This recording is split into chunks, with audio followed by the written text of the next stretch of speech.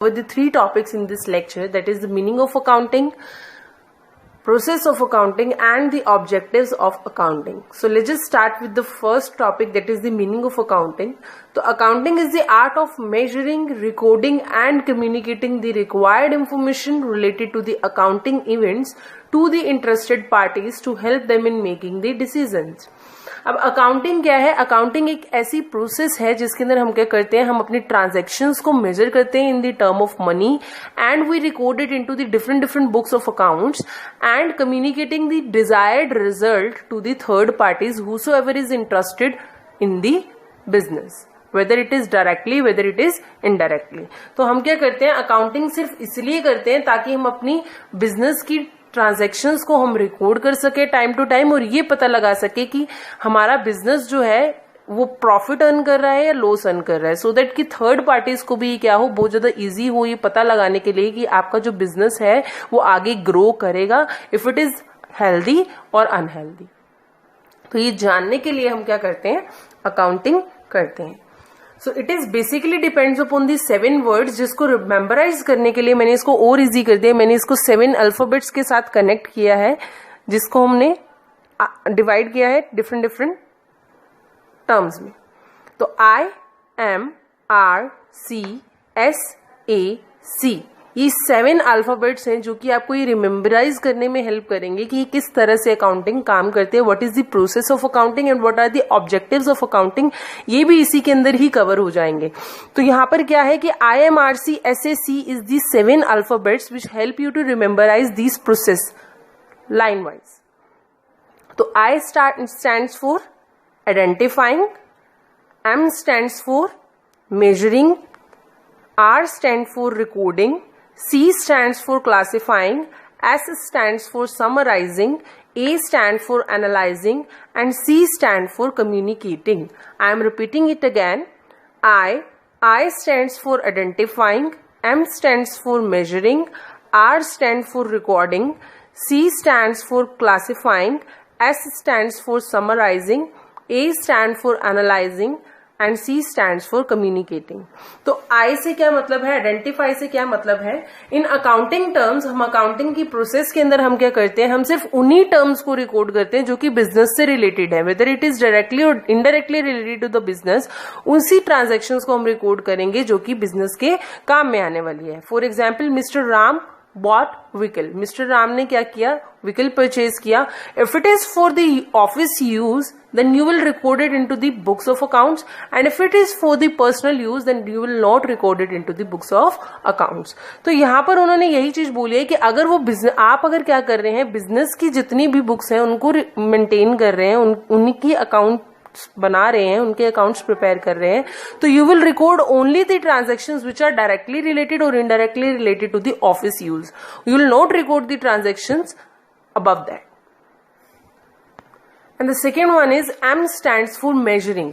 अब आपने आइडेंटिफाई तो कर लिया कि आपकी बिजनेस ट्रांजैक्शन, मतलब जो आपकी ट्रांजैक्शन है वो बिजनेस नेचर की है, but it is necessary to measure the transactions into the monetary form. आप मॉनेटरी के टर्म के अंदर भी उसको क्या करना है, आपने उसको मेजर करना है. For example, mister Ram bought a car. अभी आपने बोला कि mister Ram bought a car. अब वो कार कितने की है, फॉर ₹2 लाख. अब सो 2 lakh will be recorded in the books of accounts. आप ये नहीं लिख सकते कि mister Ram bought a car.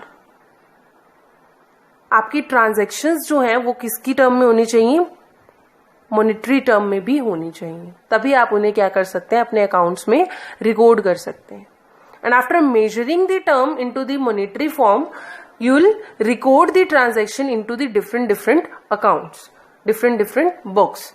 All the monetary transactions are recorded in the books of accounts, and first of all the transactions are recorded in the journal and then subdivided into the different books. आप क्या करते हैं, जैसे ही आप कोई transaction करते हैं business के अंदर, मान लो कि जैसे अगर आपने क्या किया, mister A purchase a new car और mister A sells old scooter, तो आपको ये ट्रांजेक्शन क्या करनी है, सबसे पहले अपनी जर्नल के अंदर रिकॉर्ड करनी है दैट मिस्टर ए जो है उन्होंने परचेज किया कुछ और मिस्टर ए जो है उन्होंने सेल भी किया कुछ. तो ये दोनों ट्रांजेक्शंस क्या होंगी, आपकी सबसे पहले रिकॉर्ड होंगी आपकी जर्नल के अंदर, then it will be divided into the different books. तो आप क्या करते हैं, मेजरिंग के बाद आप रिकॉर्डिंग करते हैं and then after that you will classify all the transactions into the different books. अब क्या हुआ, आपने इनको सब्सिडरी बुक्स के अंदर कन्वर्ट किया, डिफरेंट डिफरेंट बुक्स के अंदर डाल दिया।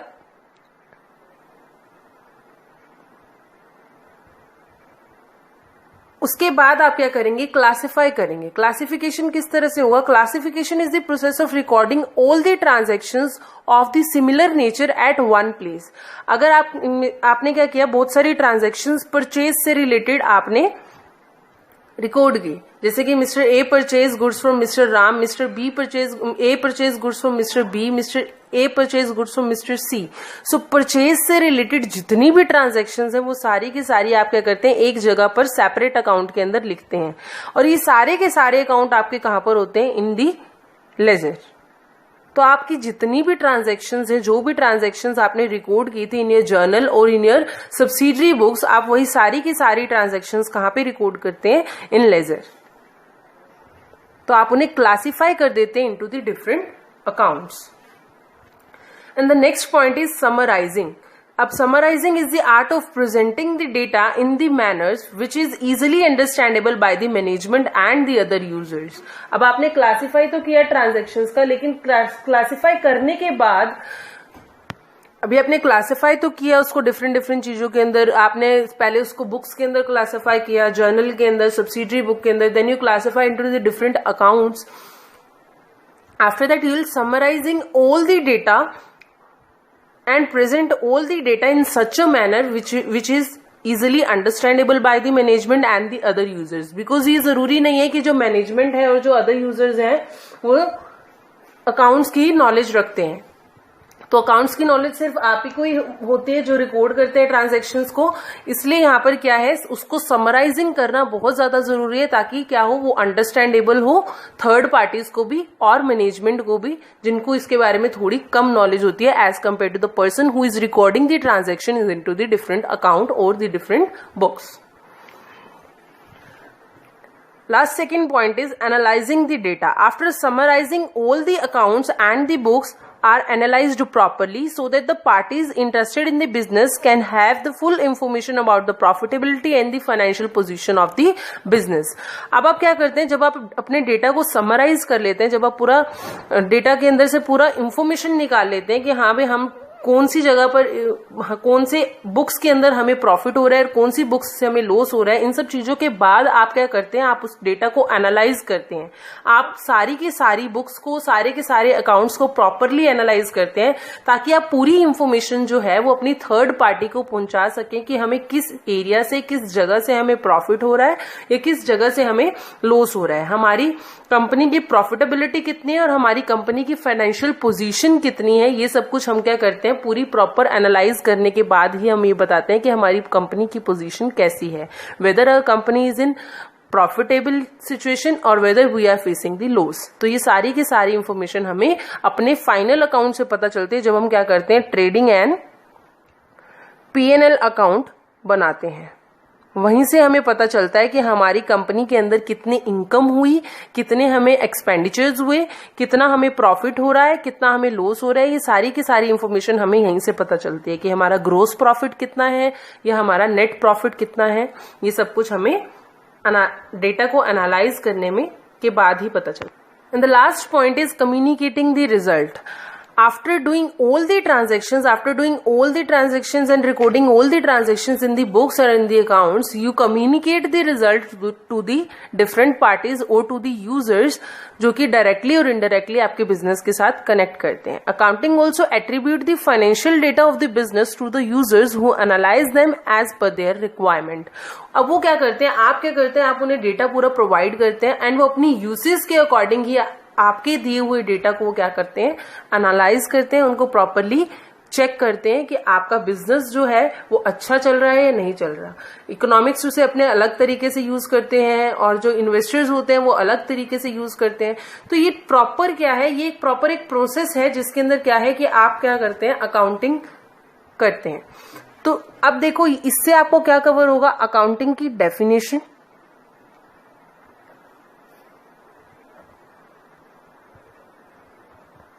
Process, characteristics, and objectives. आप इन 7 पॉइंट्स से आप इन सभी चीजों को क्या कर सकते हैं, लिख सकते हैं। इस characteristics of accounting. In characteristics of accounting, the first point is accounting is an art as well as science. अब अकाउंटिंग जो है वो आर्ट भी है और ये साइंस भी है। किस तरह से? Because accounting is the art of recording, classifying and summarising of the data. ये हमें ये बताता है, ये हमें ये कला सिखाता है कि हमें किस तरह से ट्रांजैक्शंस को रिकॉर्ड करना है, किस तरह से उनको क्लासिफाई करना है, किस तरह से उनको डिफरेंट बुक्स के अंदर और डिफरेंट अकाउंट्स के अंदर उनको क्लासिफाई करके समराइज करना है, और किस तरह से हम अपने डेटा को टू द डिफरेंट पार्टीज हम उन्हें क्या कर सकते हैं, कम्युनिकेट कर सकते हैं। तो ये हमें एक कला सिखाता है इन सब चीजों को करने की। And accounting is the organised body of knowledge, so it is also science. It means कि अकाउंटिंग जो है उसके अंदर कुछ सर्टेन रूल्स एंड रेगुलेशंस हैं, कुछ प्रिंसिपल्स हैं जिनको फॉलो करके ही हम अपनी ट्रांजैक्शंस को रिकॉर्ड कर सकते हैं। इसलिए जो हमारी अकाउंटेंसी होती है, अकाउंटिंग होती है, वो क्या होती है, हमारी साइंस भी होती है। इसलिए हम क्या बोलते हैं कि accounting is art as well as science. Second is record of the financial transaction. As in accounts, only those transactions are recorded which are of the financial nature. जो कि financial nature की हैं, सिर्फ वही transactions को हम क्या करते हैं, अपने accounts के अंदर record करते हैं। जो भी qualitative information है उसको हम अपने accounts के अंदर record नहीं करते हैं। किस तरह का? जैसे कि example, quarrel between the two employees will not be recorded. मतलब दो लोगों के बीच में अगर कोई विवाद होता है तो हम उसे record नहीं करते हैं अपनी accounting के अंदर। तो ये सिर्फ financial transactions को ही क्या करते हैं, record करते हैं। Third is record of the transaction in term of money. आप उन्हीं ट्रांजेक्शन्स को रिकॉर्ड करते हैं जो कि क्या है, मनी के टर्म में होती हैं। All the transactions are recorded in term of money only, because only the monetary transactions help the business to know about the financial position of the business and the profitability of the business. हम monetary transactions को इसलिए record करते हैं अपने accounts के अंदर क्योंकि उसी से ही एक बिजनेसमैन पता लगा सकता है कि उसको कितने का प्रॉफिट और कितने का लॉस हुआ है। अगर हम कोई मॉनेटरी ट्रांजैक्शन को रिकॉर्ड नहीं करते हैं तो हमारे पास कुछ फिगर्स नहीं होंगी जिससे हम ये पता नहीं लगा सकते कि हमारे बिजनेस के अंदर कितना प्रॉफिट हो रहा है या हमें कितना लॉस हो रहा है। तो इसलिए हमें सारी की सारी ट्रांजैक्शंस को हम मॉनेटरी फॉर्म के अंदर ही, मॉनेटरी टर्म्स के अंदर ही क्या करते हैं, उसे रिकॉर्ड करते हैं। For example, Sita bought a car of ₹2 lakh. अब एक कार की जो वैल्यू है वो 2 लाख की है। जब ये 2 लाख की वैल्यू हमें पता चलती है और उसी को हम क्या करते हैं, रिकॉर्ड करते हैं इन आवर बुक्स। तो ये मॉनेटरी वैल्यू किसी भी ट्रांजैक्शंस की हमें पता होना बहुत ज्यादा जरूरी है। इसके और भी कुछ पॉइंट्स हैं जैसे कि क्लासिफिकेशन, समराइजिंग और communicating the result to the general public, analysing the result, interpreting the results. तो ये बहुत सारी ट्रांजैक्शंस, बहुत सारे जो पॉइंट्स हैं ये आप इसके अंदर क्या कर सकते हैं, लिख सकते हैं, जो कि हमने अपने फर्स्ट लेक्चर के अंदर डिस्कस किए थे। तो आप वो इसमें भी इन्वॉल्व कर सकते हैं उन सब चीजों को। And our second topic is the objective of accounting. Objective of accounting के अंदर जो हमारा first point है, it is about to keep the systematic record of the business transactions.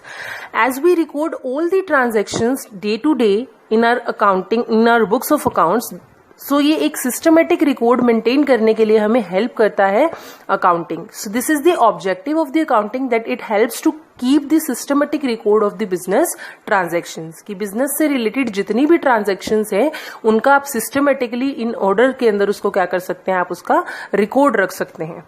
Second is to calculate the profit and loss. It helps to calculate the profit and loss because according to the transactions you maintain the final accounts of the business like trading and profit and loss account, जिससे आपको ये पता चलता है कि आपके business के अंदर नेट प्रॉफिट आपका कितना हुआ है, कि आपने जितना पैसा लगाया उससे उस पैसे को लगाने के बाद आपका प्रॉफिट कितना है और कितना लॉस है। तो ये आपको कैलकुलेट करने में हेल्प करता है उस प्रॉफिट और लॉस को। Third point is to know the exact reason leading to the net profit and loss. अभी आपको ये भी पता लगाने में हेल्प करता है कि अगर आपको नेट प्रॉफिट हो रहा है तो उसके पीछे क्या रीजन है, कौन सी ऐसी पॉलिसीज हैं जो कि बिजनेस ने मतलब कि फॉलो की थी जिसकी वजह से उन्हें इतना प्रॉफिट अर्न हुआ, या कौन सी ऐसी मिस्टेक्स हैं या कौन सी ऐसी इश्यूज हैं जो कि जिसकी वजह से उनको क्या हो रही है, लॉस हो रहा है, जिनकी वजह से उनकी जो बिजनेस है उसके अंदर कुछ वीक पॉइंट आ रहे हैं। ये लूप्स फाइंड आउट करने में आपको हेल्प करते हैं। To assess the financial position of the business. ये आपके बिजनेस की फाइनेंशियल पोजीशन को जानने में हेल्प करता है कि आपका जो बिजनेस है वो हेल्दी पोजीशन पे है या अनहेल्दी पोजीशन पे है। If you are earning the profit और आपका ईयर टू ईयर जो आपका प्रॉफिट है वो मतलब कि बढ़ता जा रहा है, अगर वो इंक्रीज होता जा रहा है, इट मीन्स आपकी फाइनेंशियल पोजीशन क्या है, हेल्दी है। If it is decreasing day by day, if it is decreasing year two year, it means your companies financial position is unhealthy. Fifth point is to ascertain the progress of the business from year to year। मतलब एक साल से दूसरे साल तक आपकी जो progress है वो कितनी हो रही है बिजनेस की। बिजनेस अगर 2000 बात करें कि अगर 2015 और 2016 की, तो 2015 के अंदर आपकी बिजनेस की पोजीशन कितनी थी और 2016 के अंदर उसकी पोजीशन कैसी हो गई है, इस चीज को जानने के लिए, ये प्रोग्रेस को जानने के लिए कि ईयर टू ईयर आपका जो बिजनेस है वो कितना प्रोग्रेशन कर रहा है, ये जानने के लिए क्या करते हैं, आपकी अकाउंटिंग जो है वो आपकी हेल्प करती है। To prevents and detect the fraud and error. अगर आपकी किसी भी अकाउंटिंग ट्रांजैक्शन के अंदर कोई भी फ्रॉड आ जाता है, कोई भी एरर हो जाता है, कोई भी एम्प्लॉय जो है अगर आपकी बिजनेस के अंदर फ्रॉड कर देता है, या कोई भी थर्ड पार्टी जो आपके बिजनेस के अंदर फ्रॉड कर देती है, तो ये सब कुछ फाइंड आउट करने के लिए आपको जो अकाउंट्स है वो आपको हेल्प करती है। बिकॉज इसके अंदर हम क्या करते हैं, हमारी जितनी भी एसेट्स होते हैं और जितनी भी लाइबिलिटीज होती हैं उनको हम मेंटेन करके रखते हैं, और इनकम और एक्सपेंसेस का हमें टाइम टू टाइम पता लगता रहता है। तो अगर हमें इन सब चीजों की इंफॉर्मेशन है, अगर हम अपने जर्नल्स और अगर हम अपना जर्नल अच्छे से मेंटेन कर रहे हैं, या हम अपनी सब्सिडरीज बुक अच्छे से मेंटेन कर रहे हैं, तो हमें ये पता चल जाता है कि हमारा जो एरर है वो कहां पर है, या अगर किसी भी एम्प्लॉय से या किसी भी थर्ड पार्टी से कोई फ्रॉड हुआ है तो हमें वो भी डिटेक्ट कर लेते हैं कि कब और कैसे वो फ्रॉड हुआ है। Seventh is to provide the information to the various parties. Now the accounting help to provide the information to the various parties who are directly और indirectly connected to the business. तो ये उनको एक information provide करने में help करता है related to the business, that our business is growing और नॉट, और इन फ्यूचर ये ग्रो करेगा या नहीं करेगा, if it is earning the profit और लॉस। तो ये सब कुछ जानने में आपको जो अकाउंट्स है वो हेल्प करता है। तो ये हैं इसके objectives of accounts. First point is maintaining of the complete record and in systematical order. We record each and every transaction in the books of account, like we firstly record the transaction into a journal, and then we record it into the subsidiary books, and then after that we record it into the different accounts in ledger, and after that we record it into the trading and profit and loss account. From that we'll conclude that how much gross profit and how much net profit we earn, and after that we record it into the balance sheet. So we maintain each and every transaction in systematical order. Second is communicating the financial result to the various parties. We communicate the financial result to the various parties, that our organization, that our company is earning profit or facing loss, or we concluded this result by keeping the record in the systematical order while maintaining the books, while maintaining the final accounts like trading and profit and loss account. We came to know about the profit and loss of the company, so that it helped us to communicate it to the different parties whosoever is interested in our business. Third point is providing the assets, protecting the assets of the business. Accounting maintains the proper record of the various assets such as the cash in hand, bank balance and the debtors, etc. As it helps us to protect the assets of the business, because it helps us to record, because it helps us to maintain the proper record of the various assets such as the balance, कि हमारे पास कितना balance है, such as the cash in hand, that how much cash we have in our hand, and debtors, that is the person who is purchasing goods from us on credit. Fourth point is providing the assistance to the management. As you know, the management do the task of controlling, planning, decision making. Management do the decision making of the business. So it helps to assist the management that how to plan the system, how to plan the, how to plan, how to control, and how to take the decisions according to the accounts. So accounts अगर हमारे properly maintain होंगे तो it will help the management to assist, to provide the assistance. It helps the management to control the business. It helps the management to plan accordingly. It helps the management to take the right decision on right time. Fifth is trusteeship. As you know that the management control the resources of the enterprises. हमारा जो management होता है वो हमारी जितनी भी resources होते हैं उनको कंट्रोल करके रखता है, और मैनेजमेंट सारे के सारे रिसोर्सेज को एक मतलब कि किस तरह से अलोकेट करेगा अपने बिजनेस के अंदर, ये सारी की सारी ट्रांजैक्शंस कौन देखता है, ये सारी की सारी चीजें कौन देखता है, मैनेजमेंट देखता है. So the management is the trustee of the company and accounting assist them to control the resources properly. मतलब अकाउंटिंग उन्हें ये हेल्प करती है कि उनको कौन से सेक्टर के अंदर कौन से लेवल के ऊपर जो उन्होंने रिसोर्सेज यूज करने हैं वो कौन से लेवल के ऊपर वो करेंगे. Sixth is the compliance of the legal needs. As you know मतलब अगर हम कोई केस फाइल करते हैं एज अ कंपनी, अगर कोई हम केस फाइल करते हैं या अगर कोई हम पर कोई केस फाइल करता है तो we have a proper record of every transaction, और वही प्रॉपर रिकॉर्ड हमें क्या करेगा, एक लीगल हमारे लिए एक लीगल इंफॉर्मेशन बनकर सामने आएगा, एक लीगल एविडेंस बनकर सामने आएगा. So the business firm has to submit the various statements in the GST के सेक्टर में अगर वो टैक्स भर रहे हैं तो तब भी उनको कुछ लीगल फॉर्मेलिटीज के लिए अपने सारे रिकॉर्ड्स दिखाने पड़ते हैं that they are maintaining the proper record, और उनका इतना ही जीएसटी इतना ही टैक्स बनता है जो वो पे कर रहे हैं. तो इन सब चीजों के लिए उनको एक फाइनेंशियल स्टेटमेंट की जरूरत पड़ती है. So it act as the legal evidence and supply the information to the government agencies. ये गवर्नमेंट एजेंसीज को इंफॉर्मेशन प्रोवाइड करने में भी हमें हेल्प करता है. And the seventh and the last point is that it fix the responsibility. तो accounting help in determining the profitability of each department of an enterprises.